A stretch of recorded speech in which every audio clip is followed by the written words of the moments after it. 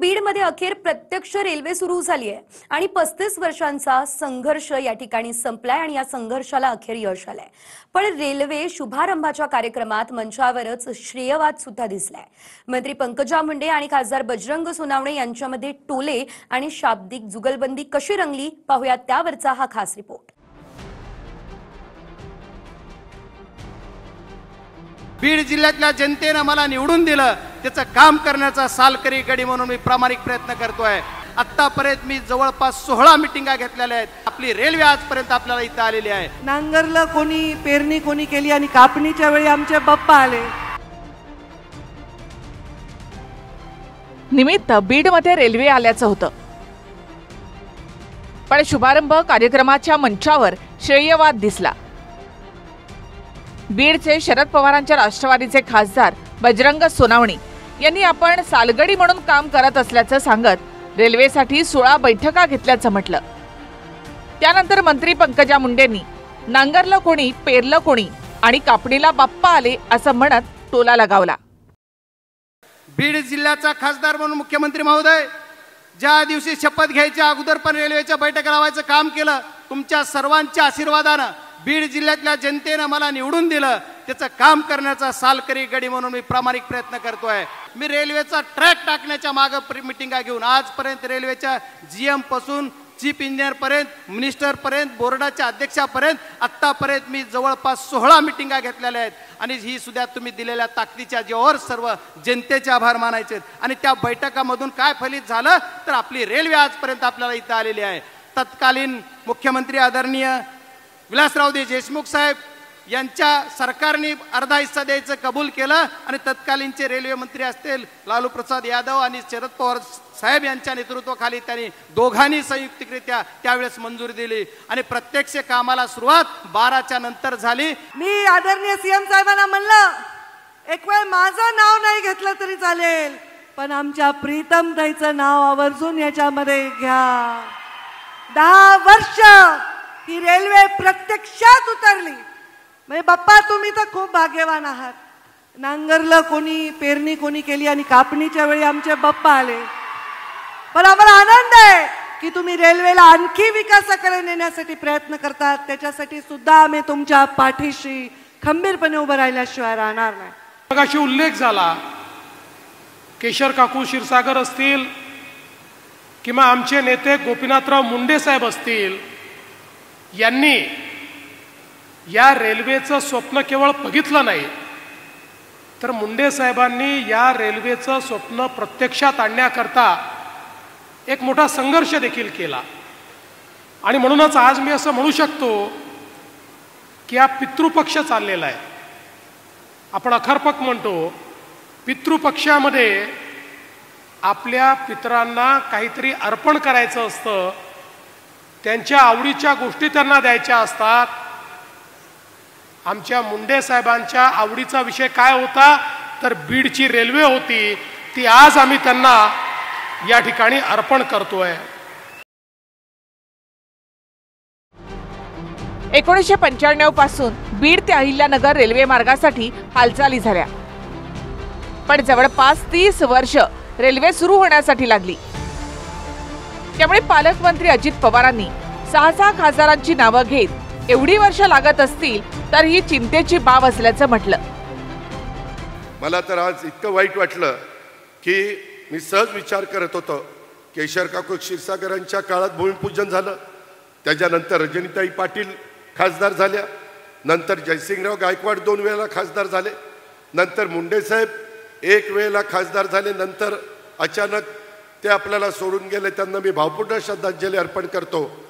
त्याच्यामध्ये नंतर प्रीतमताई राहिलेल्या टर्ममध्ये आल्या, नंतर अजून एक टर्म प्रीतमताईंना मिळाली आणि आता बजरंग सोनावणे आले।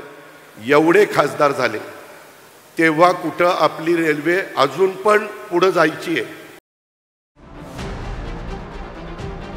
मंचावर मुख्यमंत्र्यांपासून अजित पवार आणि पंकजा मुंडे असे महायुतीचे नेते होते। त्याचवेळी खासदार म्हणून पवारांच्या राष्ट्रवादीचे बजरंग सोनावणे हे सुद्धा हजर होते। त्यामुळे भाषणावेळी आपापल्या नेत्यांच्या समर्थनार्थ कार्यकर्त्यांकडून घोषणाबाजी होत होती। त्यावरून अजित पवारांनी अशा कार्यकर्त्यांना चांगलंच फटकारलं। सवयी चांगल्या लावा. नाहीतर मी मगापासून बघतोय, मी महाराष्ट्रात फिरत असतो, वेगवेगळ्या भागात जात असतो, परंतु तुम्ही अशा चेकाळलाय, तुमचे नेते उठले की वो काय तुम्ही कधी रे सुधारणार तुम्ही.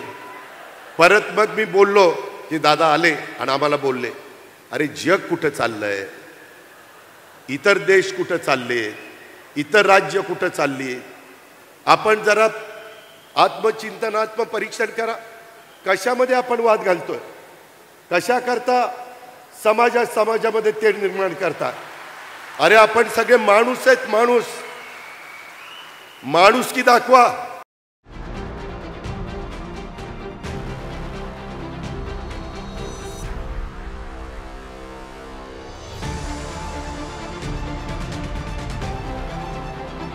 तसं तर रेल्वे शुभारंभाच्या कार्यक्रमात भाषणांच्या यादीमध्ये खासदार सोनावणेंचे नाव नव्हतं. नावाची घोषणा झाल्यामुळे पंकजा भाषणासाठी आल्या.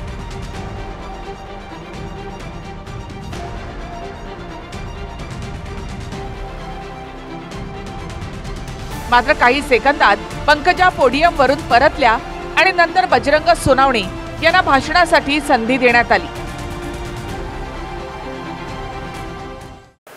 मी माननीय मंत्री पशुसंवर्धन, पर्यावरण व वातावरणीय बदल श्रीमती पंकजा मुंडे मॅडमना विनंती करतो की त्यांनी ह्या प्रसंगी आपले मनोगत व्यक्त करावे.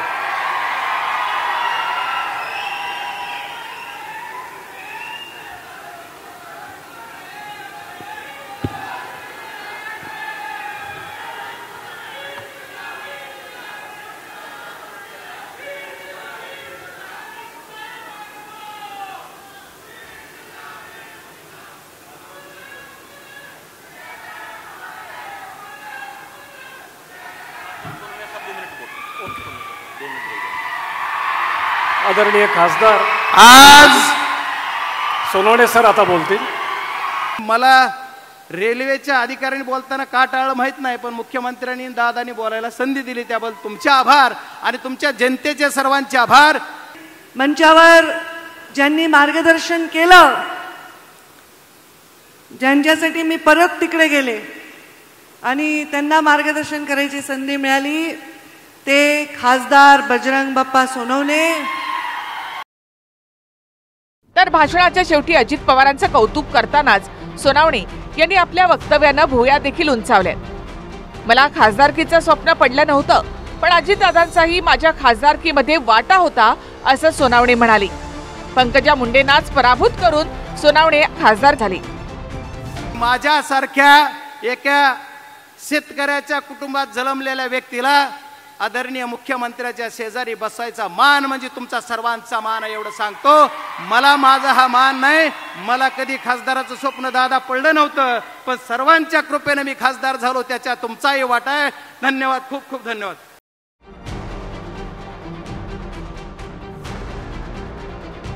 अनेक वर्षांपासून बीडकरांचं रेल्वेचं स्वप्न पूर्ण झालं. बीड ते अहिल्यानगर हा पहिल्या टप्प्यामधला मार्ग पूर्ण झाला. आता बीड ते परळी हा मार्ग पुढच्या वर्षापर्यंत पूर्ण करण्याचं लक्ष्य आहे. पण या रेल्वेसह बजरंग सोनावणे आणि पंकजा मुंडे यांच्यामधली जुगलबंदी चर्चेत राहिली. अशोक काळकुटेसह सागर सुरवसे, TV9 मराठी, बीड.